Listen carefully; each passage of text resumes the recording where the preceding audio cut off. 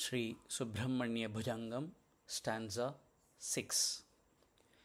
गिरौ मन्निवासे गिरौ मन्निवासे गिरौ मन्निवासे नरायेधिरूढाः नरायेधिरूढाः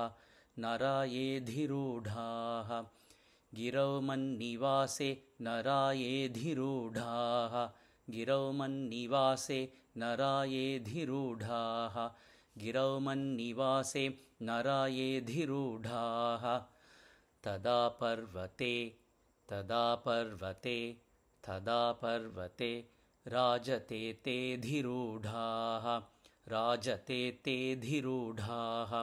राजते तेऽधिरूढाः तदा पर्वते राजते तेऽधिरूढाः तदा पर्वते राजते तेऽधिरूढाः तदा पर्वते राजते तेऽधिरूढाः गिरौ मन्निवासे नरायेधिरूढाः तदा पर्वते राजते तेऽधिरूढाः गिरौ मन्निवासे नरायेधिरूढाः तदा पर्वते राजते तेऽधिरूढाः गिरौ मन्निवासे नरायेधिरूढाः तदा पर्वते राजते तेऽधिरूढाः इतीव ब्रुवन् गन्धशैलाधिरूढः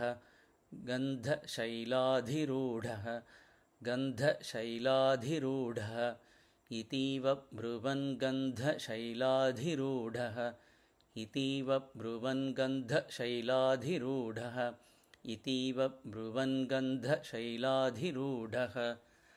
सदेवो मुदे मे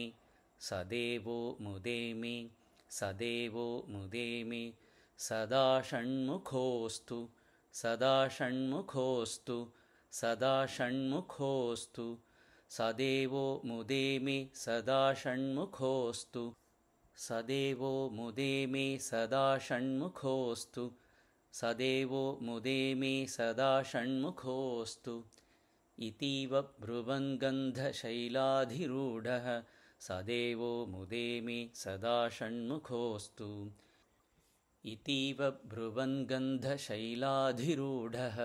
सदेवो मुदे मे सदा षण्मुखोऽस्तु इतीव ब्रुवन् गन्धशैलाधिरूढः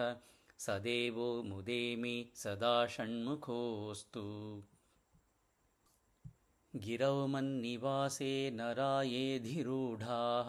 तदा पर्वते राजते तेऽधिरूढाः इतीव ब्रुवन् गन्धशैलाधिरूढः सदेवो मुदे मे सदा षण्मुखोऽस्तु गिरौ मन्निवासे नरायेधिरूढाः तदा पर्वते राजते तेऽधिरूढाः इतीव ब्रुवन् गन्धशैलाधिरूढः सदेवो मुदे मे सदा षण्मुखोऽस्तु गिरौ मन्निवासे नरायेधिरूढाः तदा पर्वते राजते तेऽधिरूढाः इतीव ब्रुवन् गन्धशैलाधिरूढः सदेवो मुदे मे सदा षण्मुखोऽस्तु।